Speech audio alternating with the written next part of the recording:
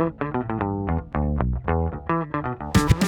to the Predictable Revenue Podcast, where sales leaders teach you what's working for them so you can build it yourself. Feeling ready to kick your sales into high gear? We're here to help. Check out our sales coaching and consulting services at predictablerevenue.com. Welcome back to the Predictable Revenue Podcast. I'm your host, Colin Stewart, and today I'm joined by Cindy Alvarez. She's the author of Lean Customer Development and Director of UX for PowerPoint. Cindy, welcome to the show. Hi, thanks for having me. Thanks for coming on. This is a really fun, I was really excited about this one. Not only have I read your book a number of times, you were also, when I first started Predictable Revenue, or the company that turned into Predictable Revenue, I sat on my kitchen table, my laptop, and watched your Mixergy episode on repeat, like over and over and over again. And I remember the first time watching it going, my brain's like, this is important. And then the other side of my brain went, I don't know what she's talking about. And so I'm excited to get a chance to ask you some more questions because I did slowly figure it out. Admittedly, I listened to your episode and then I screwed up a ton of things. Obviously, not your fault. I just only like 8% of my brain was able to digest the episode. So I'm really excited to have you on. Right. Yeah, I think it's really hard to jump into these things. And to some degree, it's like you have to make mistakes first. And a lot of times people will actually ask me, especially folks within big companies who've read the book, they're like, how do I convince my manager of this? And like, honestly, they're going to need to screw something up first. Or I was like, in a large company, you can usually look left, look right, and see some other team that's screwing it up. And you can kind of point to them and see what's happening to them because they're not following this. But, as humans, we tend to have just so much instinct in our own, so much faith in our own instincts, and that can lead us astray. I do want to talk about why we hesitate to maybe do some of these interviews, because it is kind of opening Pandora's box. I do maybe want to go back a little bit and talk about where did the framework, everything that you learned, where did it come from? Were you just born customer development guru, or did it come to you through some trials and tribulations? I mean, I've always been interested in psychology. That was what I studied in school. Started out doing design and user research. But actually, I think if there's a root to it, it's when I was in college, I worked tech support in the psychology department. And so literally the people I was reading their books that were like fascinating, like, Nobel Prize nominee type professors. And I would watch them struggle with using basic word processing software. And it was like, you know what? There's not a connection between being smart and understanding what's going on. And you would listen to them complain, and what they would complain about didn't actually quite map to the problem they had either. And I realized this is just one of those things where human brains are kind of weird, and it's hard to predict what people will find frustrating. And it's even harder to ask people what they want because what they will tell you is not quite accurate. And, as an observer, I'd kind of go out and see, wow, this is happening all over the place where people say one thing and they actually mean another thing, and they're not doing it to be difficult or trying to deceive. It's just they literally haven't really unpacked. When I say I don't like this, what am I reacting to? Or when I say I want this feature, what is the thing that I am hoping that I would get out of that feature? And so throughout my career, I kind of kept seeing this, and I made a lot of mistakes. We'd ship software that made a lot of sense, and then people's reaction to it would be different. And we'd have to look back at, all right, what's the problem we were trying to solve? What did people say they wanted, and where are the deltas there? Interesting. And I'm curious, is there one kind of time where you're like, we put a ton of work in, we shipped a big thing, and it didn't go the way you expected? Let's see. I think around a long time ago, I was working on a financial software company, and we were trying to create online bill pay software. And this was in the early days when a lot of people weren't yet doing online bill pay. It was often something where if you'd wanted to do automated bill pay, you had to, get on the phone and give your credit card number, and then it would just, hit your ACH every month. And in designing it, we found a lot of people were very excited in user testing. Everyone like, oh, this is great. I would totally use this. And then, we launched with our first customers and uptake was really low. And it was like, but, everyone said they wanted this. It's more convenient. People were literally telling us, yeah, I get late fees, and then I have to pay this extra money because of late fees. This will save me from that. And in going back and talking to people, I actually went back and contacted some of the folks that we'd had for usability testing who were customers of that bank. Like, why didn't you set it up? And, we got a couple of things. One was, I don't quite trust it yet. I think with all new technology, they're like, it sounds good, but I live kind of paycheck to paycheck. So if I say I'm going to do this online bill pay and it comes out of my bank account one day earlier than I'm expecting, then that'll trigger a whole lot of overdraft. So I just want to control when I do this, which is not something they'd said before. And the other was just very simply, I need to enter a bunch of information, right? To set this up the first time, I need to have a bill in hand so I can write down, the account number and the address and what have you. And I just haven't sat down to do that. And people would say this, and then they would sort of laugh at themselves like, gosh, that sounds dumb, doesn't it? Because I waste so much time, finding stamps and envelopes and having late fees. I should just sit down and do this. And I think it's very easy for us to agree with that. Like, that's right. That is you should just sit down and do this.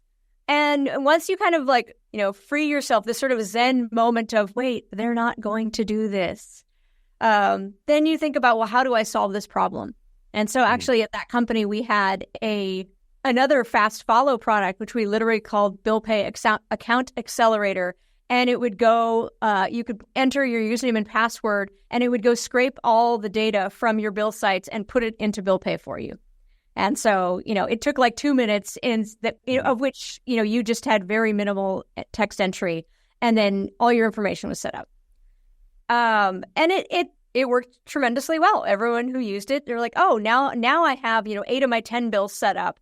And then once they'd kind of gotten to that point, they're like, oh, well, I will invest the time in adding the last 2. And so none of this made sense from a pure, rational economic behavior stance. But that's not how people work. And so you think about, what do people want to do? How likely are they to do it? What can we put in their path to make it easier?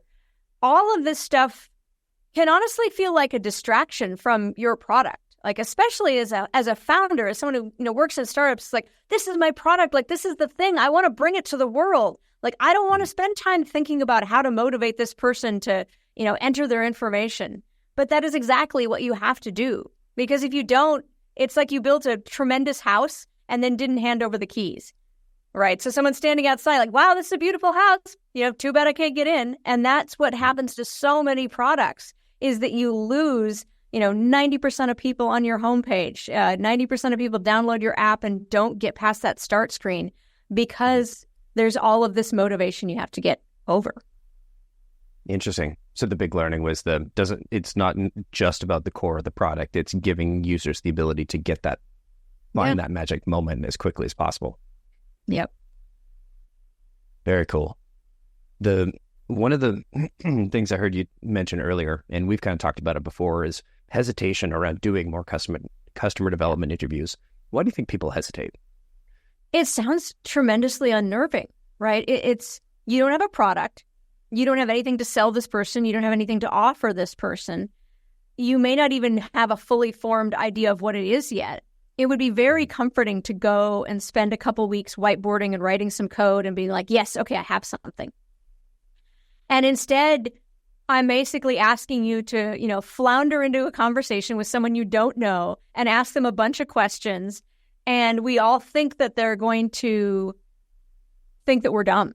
I think everyone's fear is if I just ask all these questions, the person I'm talking to is going to be like, wow, Colin doesn't know anything. All right, why is he asking me all this? Isn't he supposed to know this? Isn't he building a product? Wow, and he doesn't even have anything to show me or to sell me. This guy's a loser, right? This is what we're all afraid of. Humans, the controlling thing is that we don't want others to think we're dumb. And that changes so much of what we do and put ourselves out for. So it sounds terrifying. That's, I think, the first thing. And then we say, well, wait a second. If I don't have a product, what am I actually going to ask them? And it takes kind of just a mind shift to think about, okay, let's pretend you don't have a product. You're not going to have it for a year. what would I ask to get some more ideas about what to build? And we tend to believe that people aren't going to want to talk about kind of vague ideas.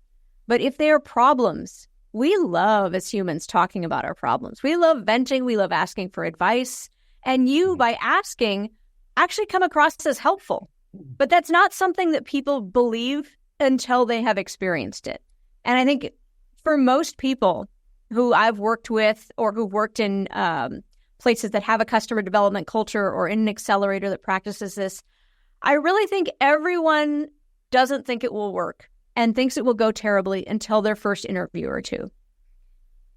And then once you've done it, and even if you felt nervous the whole time, you get to the end, and that's kind of the first time you take a breath, like, all right, well, thank you. I've asked all my questions. I appreciate this a lot. And you kind of like wait and you're cringing, right? What's this guy going to do? And the person on the other end is usually like, wow, this is really fun. Yeah, thank you for having me. If you want to contact me again, you can. Like, thank you so much. And they're so happy. And it's like everyone hangs up their Zoom call and they're like, what? Wait, they liked that?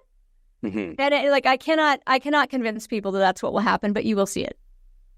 It's funny. I learned sales first, then I learned customer development, and then the customer development, what I learned from your book and all the other books I've read, influenced how I run my sales process. And so I train my account execs like you're kind of like a solution therapist, right? Like you're a doctor and your goal is to make a recommendation, but in order to make that recommendation, you need to understand all these things.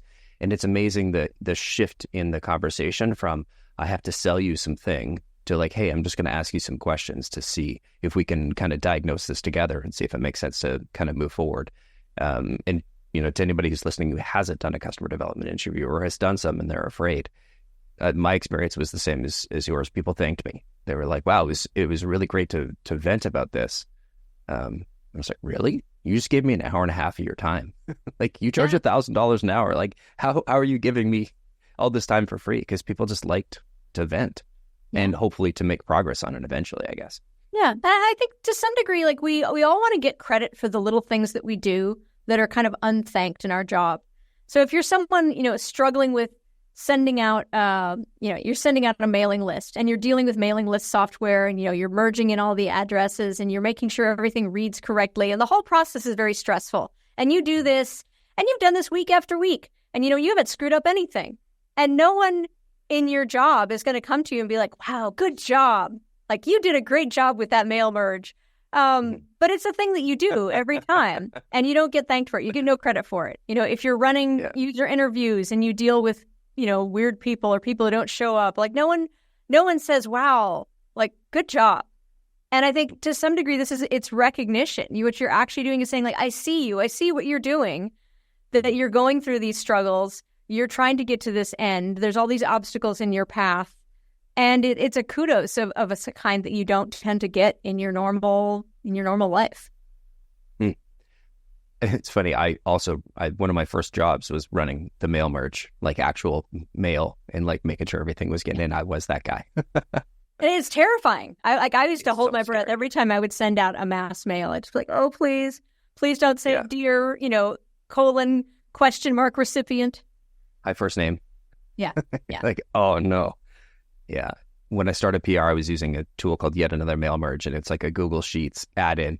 And it didn't happen often, but it happened enough where you like click the button, and as soon as you click the button, you realize you're like, oh no, I screwed up. I put a space in here, and you just have to watch it. Because back when I was doing it, there was no way of canceling or stopping the script. And so you're like, well, I'm just going to go watch 150 lines just disappear. Yeah. And, I think that, this is slightly off topic, but I feel like that particular innovation is a thing that I'm glad we finally realized, which is it does not matter how many "are you sure" dialogues you throw up at someone. The point that you realize you've made a mistake is after you hit send, which is why, like Gmail and Outlook both have like the really quick recall. And if you do it real fast, it actually works. That's the way things should work. Software in general should be forgiving because humans are going to human. Totally. I wish there was like an unclose that box button on like most websites, because my first visit to any new software tool it's like all these pop-ups and I'm like, get out of my way. I know what I'm doing here. And then I get to like the clean interface and I'm like, I don't know what I'm doing here. And somebody like you probably put so much work into it. And it just like nixed all your work. But it's like a fun thing. I just want to clean up my desktop. I don't want all these things there. Yeah. And see, that's a perfect customer development topic, right? You could watch someone, you could ask them about install, and they're going to tell you that, like, oh, I X out of all the tour. Like, when do you want the tour? When I start doing work. And just think all that work, if we just moved it to 30 seconds to 5 minutes later in the process, it'd bring value instead of annoyance. Or maybe there's a little character in the bottom right that was super helpful and cute little graphic. Like Clippy. Hey, it looks like you're trying to close the tour. If I've never done customer development before, what are some first steps? Because I think there's the hump of like, I don't want to ask questions that are going to make me look dumb. And I certainly felt that.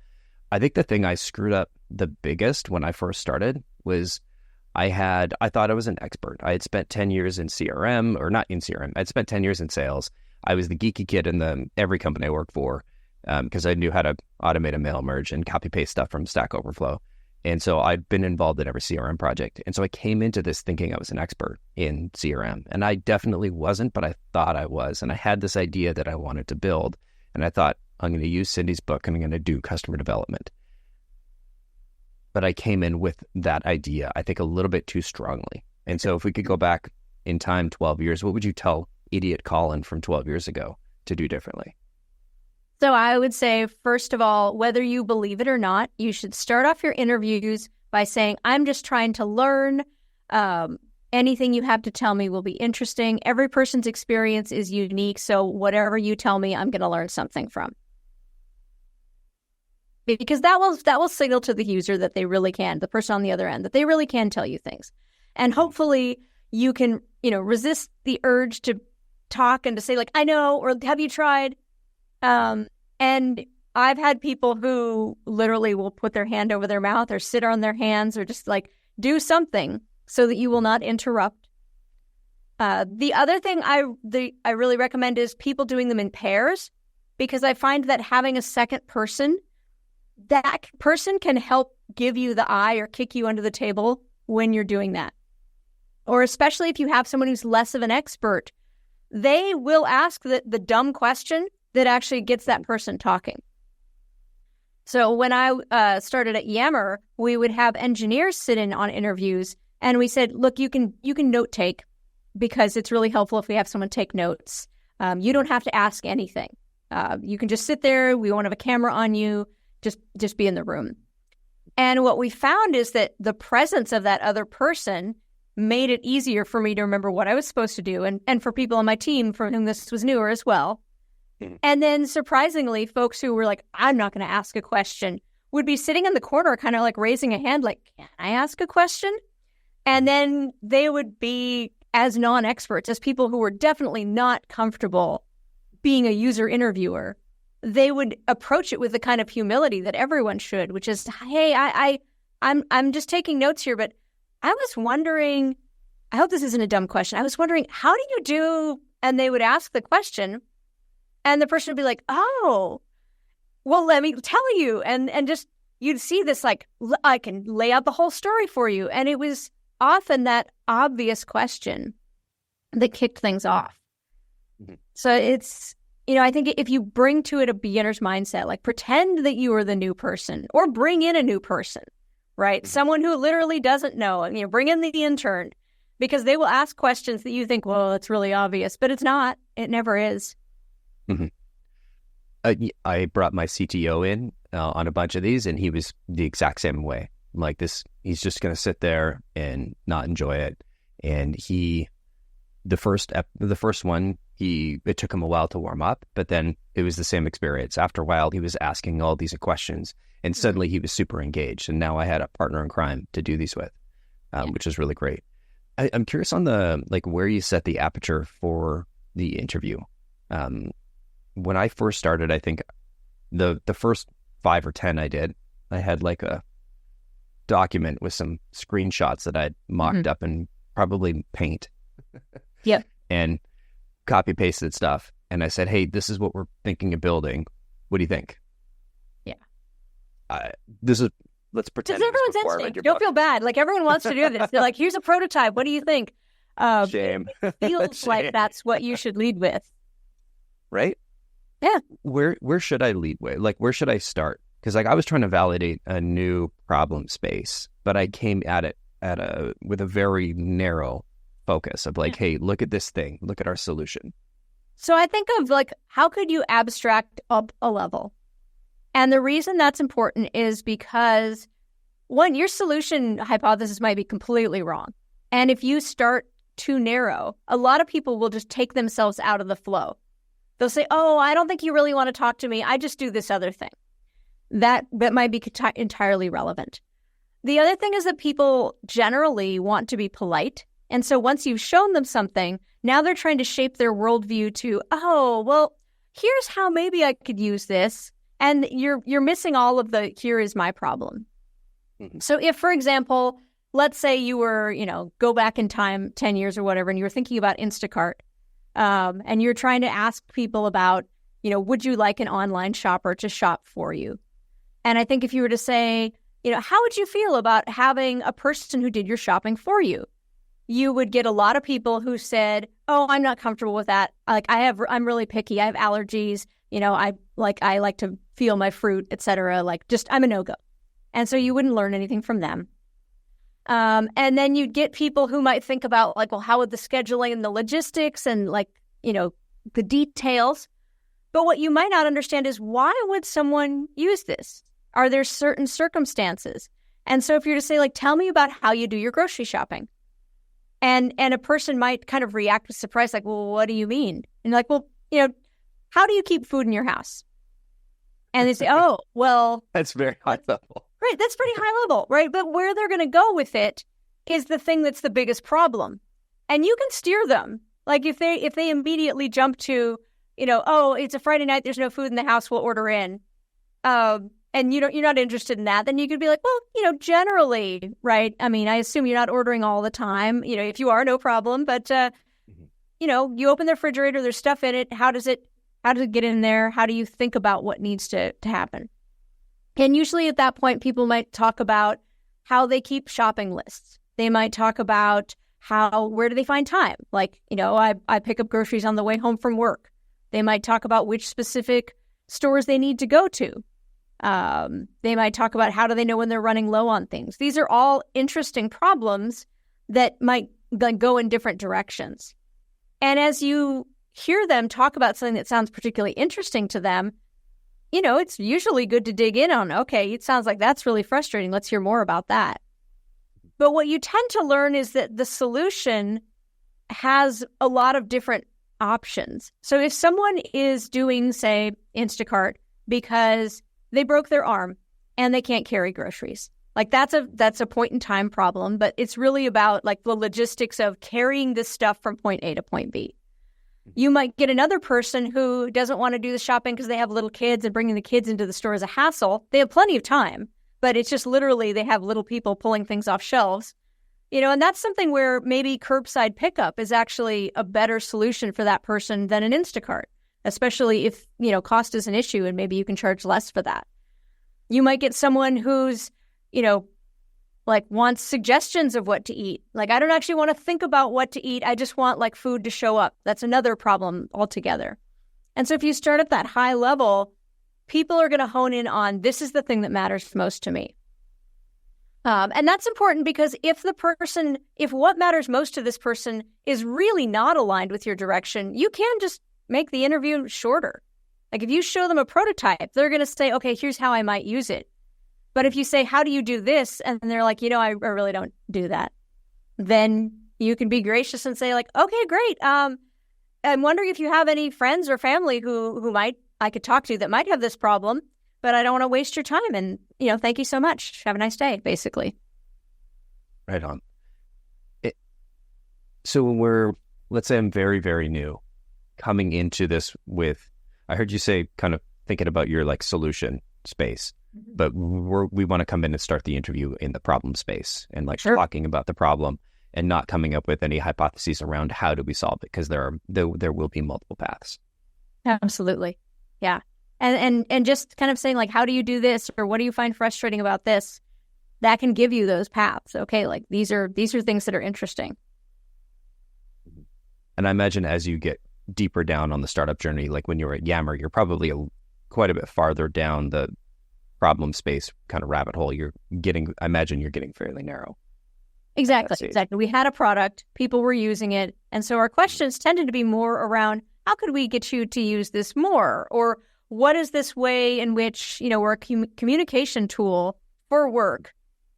We want to take up more of your problem. So like, what are the communication problems that are currently unsolved? And so that tended to be the tenor of a lot of our conversations is, tell me about how you stay in touch with other groups. Tell me about how you share ideas. Tell me about how you do spec reviews, or you do staff training, or you do like any of these things that we thought, hey, like we might be able to be your problem solver, but we need to understand more about this problem. Coming into like the process, how do you design, or how do you choose kind of where you are? How do you make that call of like, I'm going to go really, really wide, or I'm going to go very, very narrow? Like, what is your thought process there? And I think that depends on how much do you have in terms of collateral or ideas. Like if you have a strong hypothesis, right? I believe that people have this problem and that, a solution in this vague area is a good idea. Then you would probably go in saying, how do you solve this problem? You would listen for cues of, do they sound like they're interested in this, general idea? And you might ask questions about that space. But if you got nothing, maybe all you have is a frustration. You're like, I'm a parent and I haven't slept for 6 months, and my gosh, there's got to be something that I can create and sell in this area. You might just go in and want to talk to other people with newborns and say, how are you coping? Like, what do you find the hardest? And, you might have no idea about where a product goes to. And it may only be after you've done 20 of those interviews and you're like, wow, a lot about this time is hard, but these are some specific themes that I'm hearing. Gotcha. And so you kind of slowly narrow in as your hypothesis gets stronger. Yeah. How do you measure the strength of that hypothesis? Is it just kind of a gut feel? Are you tracking, like the number of interviews? Is there any kind of quantifying it? Everyone always asks, and it's like, it would be so satisfying if there was a great answer here. But I think generally the closest you come is that you start hearing the same things over and over. So, and you hear a lot of emotion in the way people are talking in this space.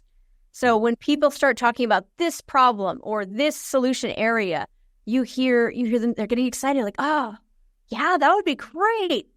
Or it can, it's not always good. Sometimes it's like, oh, this is the worst part of my day. Like, this is so embarrassing to talk about. I should be better at this. Like any of those emotional states. And they're going to be different in different cultures and different people, but you'll kind of, it's not flatline. You're getting emotion. You're getting it pretty consistently. When you're thinking about a problem or a solution area, people will start saying the same things. Like, oh, if only I could do this. Oh, it would be great if this thing existed. And you're like, okay, that's interesting. That's good to know. Or it may not be a solution. It may be like, I would be willing to do this. I would be willing to change my behavior in this way. I have changed my behavior in this way in the past. Those are good signals. Can I check an idea with you? Because I've got a hypothesis from some of my experience, and I'd love for you to tell me, hey, this is a dumb idea. Yeah. So when I did it for the first company was a CRM company. It's all been kind of one legal entity, but kind of 3-4 different companies. I started with, I did probably 50 interviews, and I did it wrong.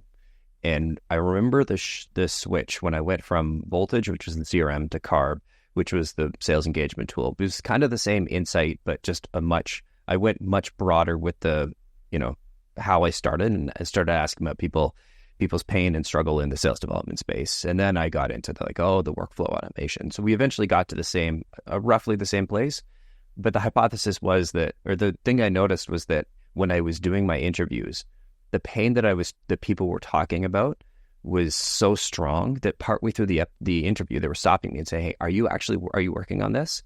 Okay, I want you to talk to my friend." And the first 5 interviews I did, I got 2 referrals, like unsolicited referrals. And so the hypothesis is, and I've noticed this a couple of times when I've gone through and I've when I've done customer development, is that when I'm working on something that feels like there's a really large opportunity, that is a big set of unsolved pain, people are excited to give me referrals to somebody else. And so I feel like that referral is, the looking at like, how quickly do I get the referral, or what percentage of people give me the referral, is one potential method for kind of quantifying early indicators of product market fit. I think that's going to depend on industry. Just because I think about being in the dev tool space for 5 years, I'm not sure I ever got an engineer refer another engineer to me. But the equivalent there might be, do you have a pilot? Do you have an API I can play with? So it's the same thing. It's like they're offering something that requires time or social capital back to you. So it might be, you should talk to this person I know, or can I see when you're farther along? Can we have another conversation in 6 weeks? Or do you have code I can play with? Are you taking people for a pilot program? Those are all key indicators. It's where you're not having to recontact them; they're reaching out to you. I've had people email me back, like even if they didn't at the moment of the interview, maybe 3 weeks later, they're like, "I can't stop thinking. Excuse me, I can't stop thinking about our conversation. I'm wondering," and they have another question. That's an amazing sign. I love that. I want to get back into, if we come back to the tactics of and thank you for indulging me there. Getting back to the tactics of the interview, what kind of mindset should I come into? I mean, obviously coming in closed-minded, saying I'm a CRM genius and I'm going to be the next, Benioff, is the wrong place to start. But what are some other ideas that I could bring in for, myself from 12 years ago? What advice would you give me on mindset going into these? So, again, you're here to learn. I think another thing, especially for people who are coming from more of a user research background, you are not here to get through a list of questions. You are here to learn, and you don't actually know what that will look like. So I think it's really common for people to have a list of 10 or 12 questions, and their feeling is if they have asked all of the questions, they have won.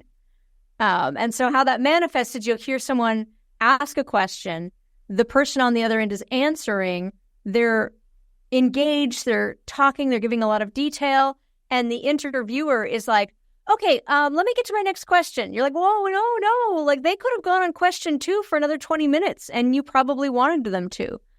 I've had interviews where I've asked one question, and it's just like, then the person just monologued, and all I was basically doing was asking little follow-up, like, "Oh, tell me more. So when does that happen? Okay, great." And I've asked one question, but what that's doing is kicking off a whole narrative of all their problems. And so even if I had 10 more questions on the list, there's no way I would benefit from that. I think another thing is be ready to be surprised and be skeptical of the things that you already believe to be true. And this one is very difficult because as humans, we love nothing more than confirming our own biases. And we do this without intending. But if you really believe that people will pay for service X, you want to ask an open-ended question. How much would you be willing to pay for something that solved this problem? Tell me about a thing you've paid for in the past. Tell me how critical it is to solve this. Not, would you pay? Anything with a yes-no question, you're basically leading the witness. So whenever you say, would you like, do you find, is this a problem? You have to be a little bit skeptical of anything you get as a result. And, to the degree where I will tell people, just interrupt and re-ask your question. Don't say, do you want this? Don't say, is this hard? And if you've said it, say, excuse me, Colin, let me rephrase that. How hard is it when this thing happens? Or what are the consequences that happen when this particular situation goes wrong? Because when you ask that how, what, who, when, why question, you're going to get a much more realistic answer. It's the open-ended questions and the active listening, and then the avoiding trying to confirm your own bias. Yeah. Yeah. And I used to give out people note-taking templates where I would say, write down things that confirm your hypothesis, that disagree with your hypothesis, and that surprise you. And I find like putting things into those categories are really interesting. And I'd say over the years, a lot of the surprised me categories turn out to be things that were influenced product direction maybe 6 or 12 months later. Usually those surprises were someone that for whatever reason, either they were an early adopter or they were in a unique situation, they were experiencing a pain point that other people were going to experience later. They were just that tip of the iceberg. And so you'd be like, wow, I can't believe that guy said that thing. That's really strange. There's a pretty good chance that, those bits are going to be useful later. Love that. And so as we kind of go from mindset into the actual interview, can you talk about, what is the ideal structure for an interview? Yeah. So you're in your interview. First of all, if people are just starting, I recommend starting with a friendly. Start with someone that knows you a little bit, friend of a friend, but because that person is going to try and help you out. They're not going to give you one-word answers. They're not going to be actively hostile. They're kind of rooting for you. And so to some degree, they'll be like, maybe you want to ask about this. That's great. You need that the first time. Like it should feel easy because once you've done the first one and have it under your belt, everything else is easier. So you get your friendly. People sometimes ask, should I memorize my questions? No, except that I find it's really helpful for many people to memorize their first 2-sentence spiel. And that's because if you start off and you're like, hi, thanks for talking to me today. I just wanted to ask you some things and I don't want to take up a lot of your time. You're not just not the expert, but you don't really sound that interested. And so if you can deliver a really confident, like, hi, Colin, thanks so much for talking to me. As I mentioned earlier, I'm really trying to learn more about how competitive athletes who are amateurs can improve their game. And I've been referred to you as someone who takes triathloning seriously.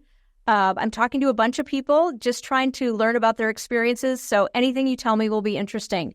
I'm just going to ask some open-ended questions and let's go from there. And if you deliver a bit like that, you can literally have that written down, memorize it. You can say it to every single person, except don't call them all Colin. And it starts the conversation off really well. And then they're like, wow, this person is a confident, interested human. And now you can feel like it's okay for you to mostly just shut up and go, yeah, tell me more for the rest of the time. I love that. It also sets the tone for every interview. So you're doing it consistently the exact same way, as opposed to like, oh, what did you have for breakfast? And then you ask the next person about sports. It's hard. And if you have a chatty person and then a non-chatty person, and then that's, if you say, how are you today? And the first person is effusive and the next person is like, great. Now you're like, oh, how do I keep this going? It's so hard. Yeah. Yeah.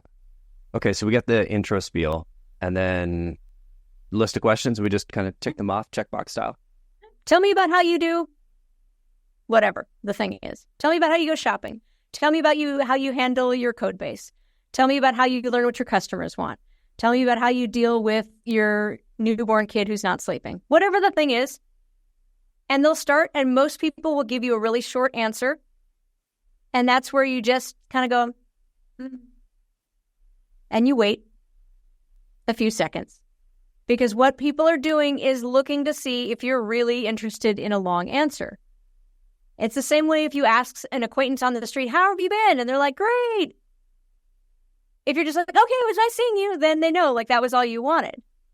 And the great is kind of like it's an opening. You're testing the waters to see, like, does that person make eye contact? Do they put their bags down? Are they interested in hearing more?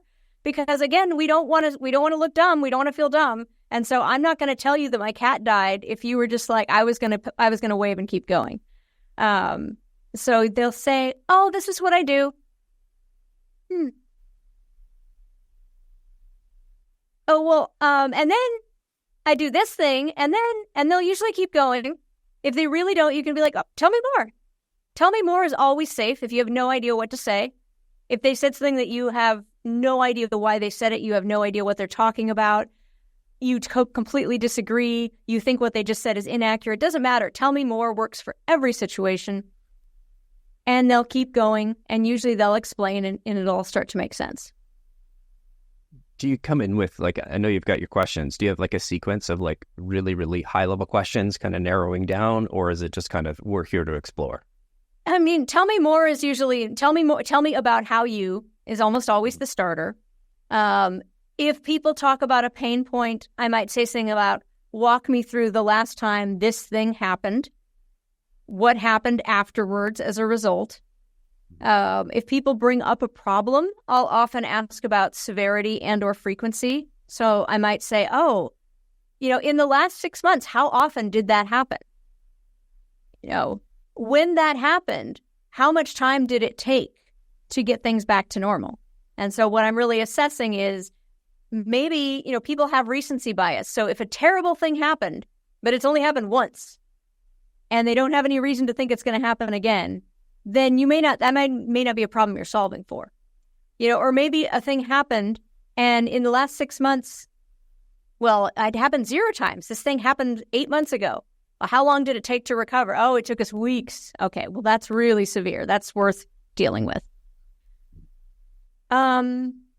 Depending on what the situation is, sometimes then I'll go to who? Like, who else is involved with this? Who makes a decision about this? Who's impacted when this happens? Those are like, that often can take up most of an interview. I might also say things about what advice would you give to someone who is tackling this problem? A lot of times you will find that people maybe don't remember the difficulties they had, or they've kind of glossed over them, or they kind of take pride at the fact that they managed to work out a solution. And so that puts them in that beginner's mindset of, okay, let's say you had a new person joining your team and they were trying to get started with this problem area. What advice would you give? And that can send people into like, oh, let's see, they're probably going to run into this, and I do this, and here's a workaround. So that's incredibly helpful as well.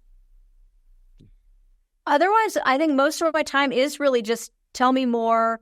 When does that happen? What's the impact, etc. I do always like the magic wand question. Like, look, if you could wave a magic wand and do anything to make this problem better, don't worry about how realistic it is. What would you do? And people will often blurt something out that sounds ridiculous to them, but as a person who builds things, you're often thinking, there's a kernel of that I could totally do. But they won't ask for it because, again, it feels like we'll come across as being naive or foolish if we ask for this impossible thing. Like, oh yeah, I could just tap something on my phone and a car will show up and take me somewhere, right? Like, that sounded ridiculous 12 years ago, 15 years ago. Like, that's insanity. If I had back when I had a Nokia, like that did not exist. But of course it was, a very ripe problem area to solve. Tell me more about the kind of finding the magic wand question. Like you just ask the question, let it go. Do you ask any follow-ons from there?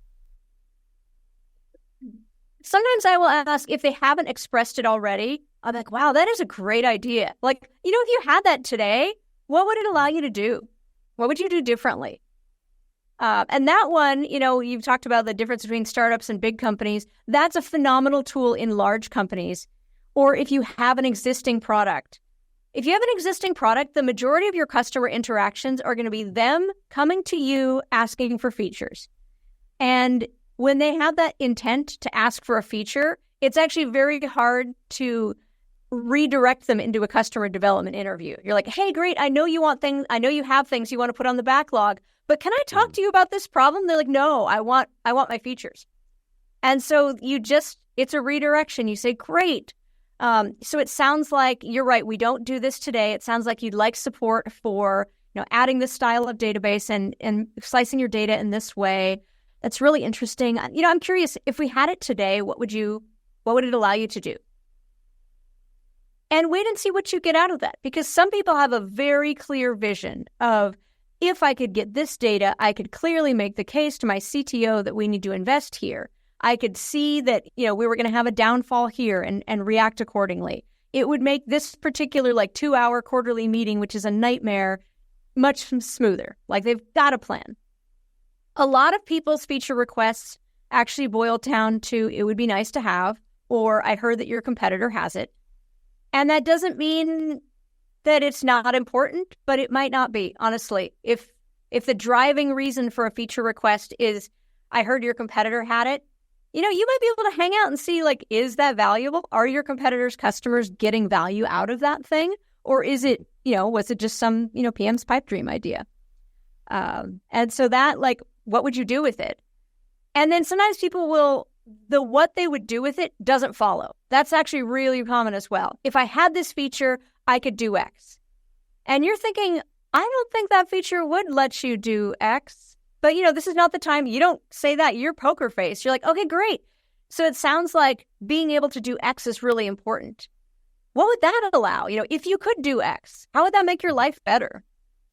And, how would that make your life better is often good because you want to not just get to, sometimes it's a tactical thing. It's like, I want to convince my CTO of this. Often it's just like, hey, I want to feel smarter and more capable and less worried. So if I could do this, I would feel more confident that I wasn't making a mistake. That does not map to saving time. It probably doesn't map to saving money. Honestly, this person might never make mistakes. It might just be that every week when they do this task, they're afraid that they're going to make a mistake. And that's not the kind of thing that's going to, get a COO to invest. But as an individual user, I'm going to pick the tool that makes me feel smart over the tool that makes me feel uneasy every day. If I have a choice, I will use it. If I'm not supposed to use it at my company, I will sneak around and use it anyways and then switch to the company-approved tool at the last minute. Like, everyone does this. And so it's really important to hone in on that. And that's where your magic wand question will get you. Amazing. I love how it can be so open, and then how you're driving towards like the impact of it's having on the user. When I think about like, what does a great customer development interview feel like? I feel like I've had a few. The first ones were definitely not good. I did 50 not good ones. What does a great interview feel like when you finish it, or like, when you're in? Oh, I didn't even realize that. It's a perspective that you hadn't had before. Often it's that you're both hearing some things that validate your viewpoint, but it's a concept that you'd never heard of before, that you never like envisioned that, oh, I didn't realize that here's why this thing is interesting. Like, I thought that I understood, but now I see there's actually more nuance there. Yeah. What about from a user perspective? From a user, from the person or being interviewer. Interviewer. Yeah, it's fascinating because same thing. I mean, as someone who does them, of course, so I have a little bit of a biased take, but I have found that when people interview me, and I love doing customer development interviews because it's always kind of like, ooh, I'm going to see what this person does. At the end of a conversation, it's, you mentioned therapy. It's a lot like that. It's like, oh, I thought this is what was bothering me. But now that this person has asked questions, I realize that it's actually this other thing. Or I thought that I was stuck because I didn't have this particular solution. But now that I've talked about my problem more, I realize there are different ways to tackle it. And, maybe now I have an idea of what to do or how I could, change my mindset. And so it's on both sides. You're kind of having this realization of like, I didn't think about it this way. And that's what brains do. Like, human brains, we're very good at solving the problem right in front of us. And so we tend to like see a solution and glom onto it, even when it's imperfect. And so having that conversation in which someone else is like, hey, there's like 5 solutions. And you're like, they're right. I'm going to try this other one. And it might work. It might work a little bit better. It might work a lot better. It's the noise that everybody makes. Is that, on both sides. I find I'll make that noise. I'll find I'm listening for it in the interviews. That's what I was curious if you had that as well. And I feel like I never realized it is a thing I hear sometimes too. It's like, I never realized that the problem is this, or I never realized that this was frustrating me. I just had this vague sense of dread. Yeah. I love the like looking for the thing they never realized. You talked a little bit about the impact when you talk about the magic wand question. When you're finishing a customer development interview and you're like, is there anything that you're doing to, or maybe in the interview, is there anything you're doing to try and quantify the size of the amount of the pain or the size of the opportunity? Or I know you talked about frequency. Yeah, I feel like quantifying is maybe a secondary step. So I tend to think of it as like I'm information gathering, and then I'm like, okay, these seem like good potentials. Now let's poke on them and see how much there is there. Because I think we get really excited about a lot of signal, and we're like, oh, we should go with this. But not all things that are interesting are enough interesting for people to change behaviors or pay money. Or, for example, I'm working on Copilot, and, someone was talking about a task that saved employees 10 minutes. And, an exec at another company was like, like we're in Europe, if our employees save 10 minutes, they'll go outside and smoke a cigarette. And so he's kind of like, this is not doing me any good. And I know that's hilarious. And like, as an end user, I would probably appreciate, an extra break. But that's true. Like, if you are saving the amount of time in that which your employee is going to go get a cup of coffee, or go read Reddit, that's not actually a savings. And so it has to be something where it's either a huge savings, or the most important things, I think, for lots of products is you're unlocking a new capability, or you're preventing something that would have gone really badly, or you're, finding some connections that, a normal human wouldn't have seen. But I think, like, when you think about, like, oh, well, lots of people said they do this, like, how much? And I think we have very situational behaviors too. Like, there's things that you will do, like everyone buys overpriced beers at the ballpark, but that doesn't mean you're going to go to the grocery store and pay that same amount of price for, a Bud Light. Like, it's situational. Totally. Do you have some kind of minimum bar for this is enough change? So if 10 minutes for a cigarette break is not enough, is 20 minutes enough? Or do you have some kind of internal barometer? I think it's like, well, sometimes I could ask, like, well, what could you do with that time? You're like, okay, so we'd save you, if we saved you 10 minutes every time, what might that mean? And so one example that does pay off is, when I was at GitHub and talking about dev tools, I'd have people say, like, look, if this thing saves 30 seconds every time, that's less frustrating, but you're right, it's probably not going to change our behavior pattern. But if this, if we were to do something that were to save, say, 30 minutes, then that might mean that instead of pushing out one build a day, we could get to where even with multiple time zones, we could push out 2 or 3 builds a day. And that would be huge for us, because that means that bugs could get fixed, in less than a day, that we could continually be having, things happen midday. And so that was kind of their tipping point, is basically, can we go from deploying once a day to 3 times a day to 5 times a day? That becomes like, a flywheel effect, but things that take 30 seconds longer, they're like, that's just really annoying. But, and you might, sometimes people change tools for really annoying, but when you have like a really, it's much easier to change when you have that flywheel effect. And unfortunately at the big company level, a lot of times execs are thinking like, well, when does that time saving mean I can cut headcount? But it might also be when does that cost savings mean that I could start investing in a new project? And so at the individual level, if someone says this would save me time, it might get to be like, I'm curious, how much time would allow you to like take on another task in the day? And so that might be, to that exec, I might say, look, we saved 10 minutes, but we've also talked to your employees and they've said that they're saving 10 minutes here and here and here. And with that extra 40 minutes, that's actually enough for them to take one additional meeting every day, or that's enough for them to start one additional project every day. And that's a very different calculus. That becomes, oh, that's interesting. Mm-hmm. You're fundamentally changing the job at that stage. And if things are potentially around, like, this could help me save more money, or this could help me do this capability. Another thing I'll ask is, what are the things they pay for example. I'm curious, what other software does your team use that is a subscription-based software? Oh, okay.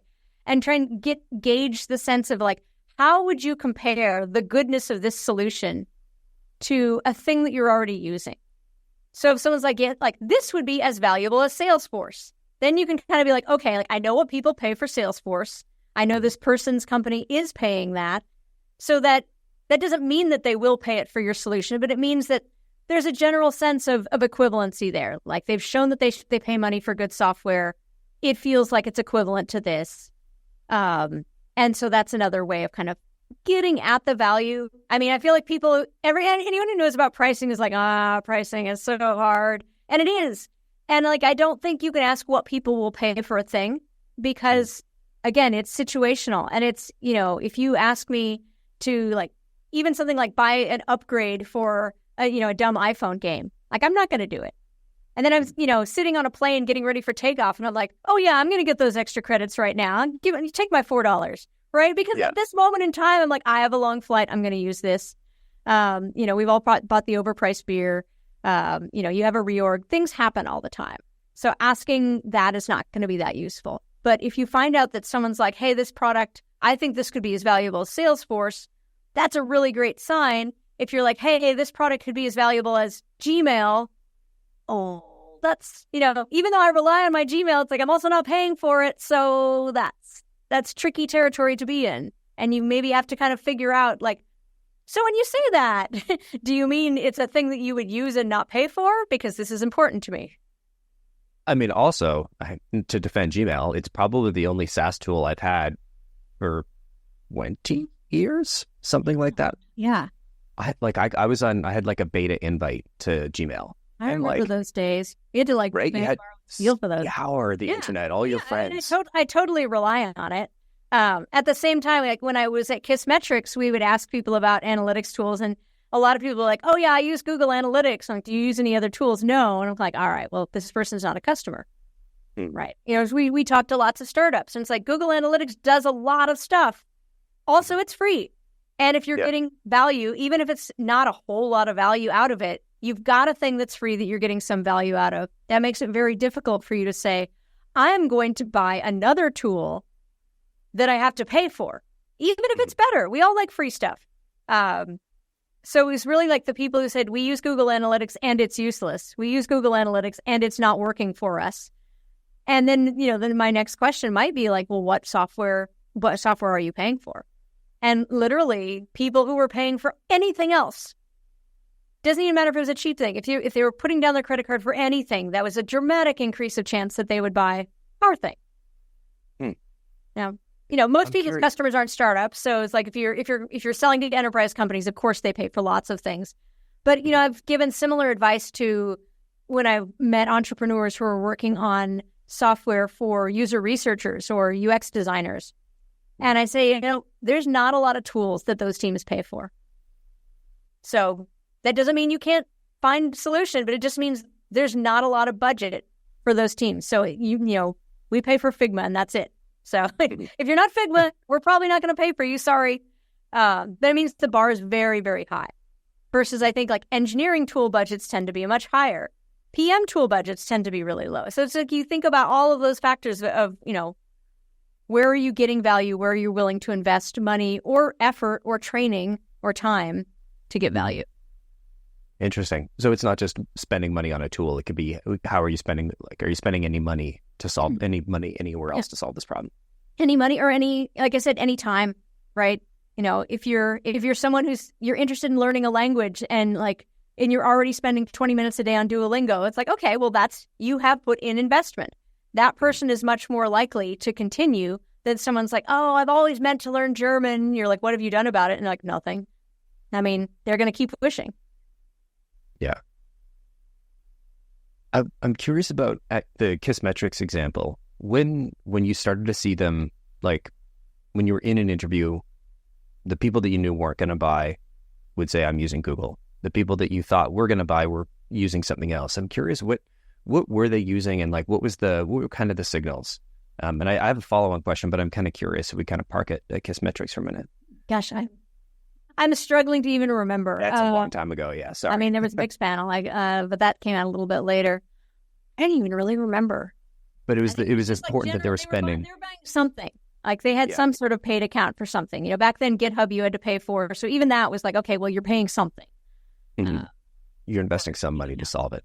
Yeah. I think the follow-on that I was trying to lead to was very clunkily was in a startup journey, when you first start doing these, you have no product. And eventually you get to a point where you have a product. And in between no product and product, there's going to be this bridge to, I need to start selling this thing. We've started building a thing. When and where is kind of the right time where you start in these interviews trying to notice, oh, this person is going to be a potential customer or not, and I'm going to follow up with them, or I'm going to, when do you start thinking about dollars? Yeah. So you know what? I would actually take the somewhat contrarian view and say, don't think of any of the people you interview as potential customers. And you are thinking like, it's okay. You can burn through them. Because that's another concern people have is if I do customer development interviews, then these people will realize I don't know what I'm doing yet, and they will not want to buy my product. Now, I don't know that it's actually true. But even if it is, you are not going to sell you're not going to run a successful business having 50 customers or 100 customers. So you need to think of that first set of people as completely expendable. That like, even if you completely angered them so they never wanted to hear your name again, it would not matter because you have learned the things to build a product for like the next 1,000, 10,000, 100,000 people. That said, the people who are really interested, as you said, they'll give you referrals. They'll be emailing you back saying like, hey, is there a pilot? Is there a beta? When can I give you money? And of course, stay in touch. So that's the biggest sign is just that you hear back from them. And so, in the Kissmetrics days, we would send emails back to people who had had interviews basically saying, hey, we're getting ready to start a pilot.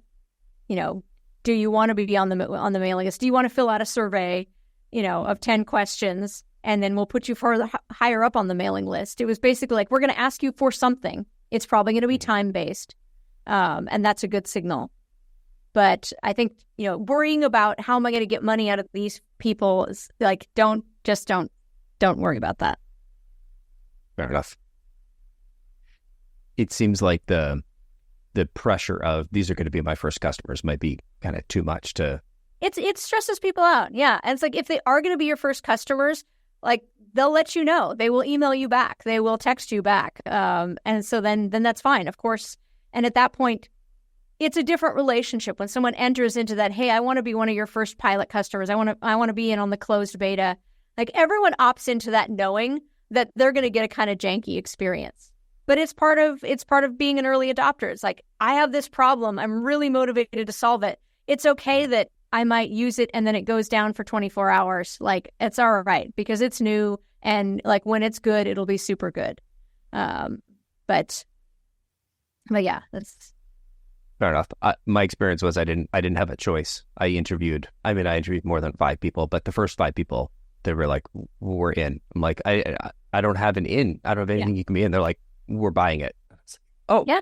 Yeah. So then you can show them next time you tell them, hey, here's prototypes. Hey, here's a thing we learned. I mean, people also love hearing what you've learned. So I find that's another thing. It takes time.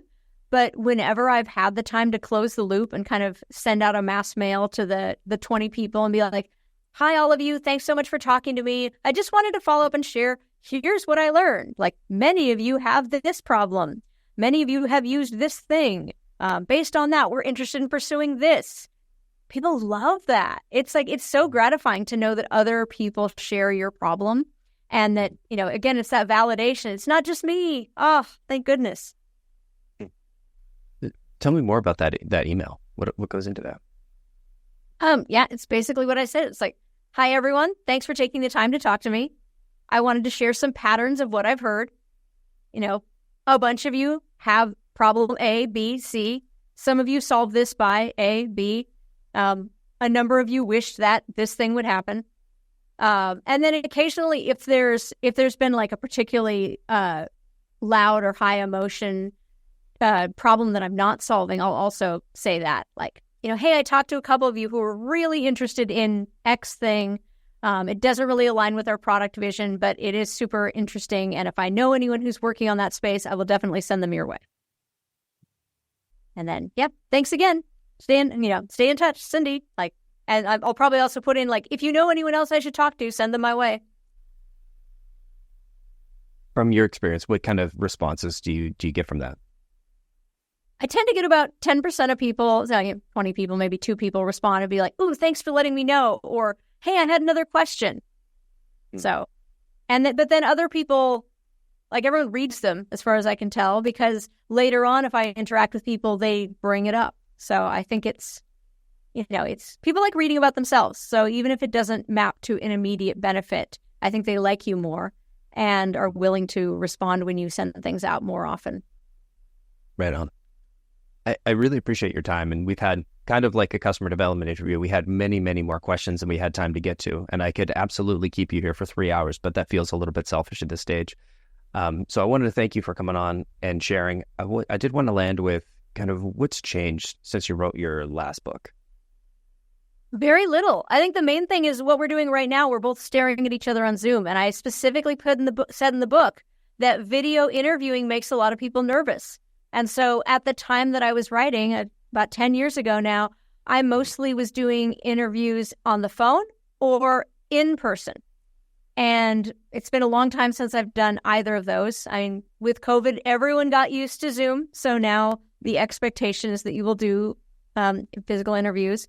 And then also, I think people have gotten used to being recorded or someone having a laptop and typing. Because another thing is I did a lot of handwriting notes in the early days because it seemed rude to have a laptop and be talking to someone. But I think we've all, collectively, that is polite now.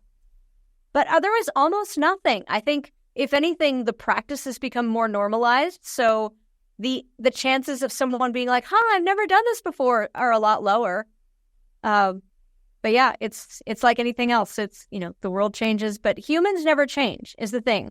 So it's like the book is 10 years old. I think it's one of the few tech books that 10 years later, almost everything in it is just as relevant as it was because we still have problems. We're still bad at talking about what we want. We still, have biases. We still answer inaccurately to yes/no questions. We still give you aspirational answers like, of course I'm going to learn German. Of course I'm going to, break down my monorepo. It's humans are the same no matter what. And so the practices will continue to work. If people are looking for the book, where's the best place for them to go find it? Best place is probably on Amazon. I've also had good luck with local libraries and corporate libraries. If you don't have the money, I'm just as happy to get readers who are getting it through those vehicles. Awesome. I'll throw a link in the show notes. And if anybody's looking to get in touch, what's the best way for them to reach out? You can give me Cindy at CindyAlvarez.com. Amazing. Cindy, thank you so much for coming on. Thank you for so much time today. I really appreciate it. Yeah, thank you for having me. It's been fun. Right on. And thanks to everybody for listening. We'll see you all next week.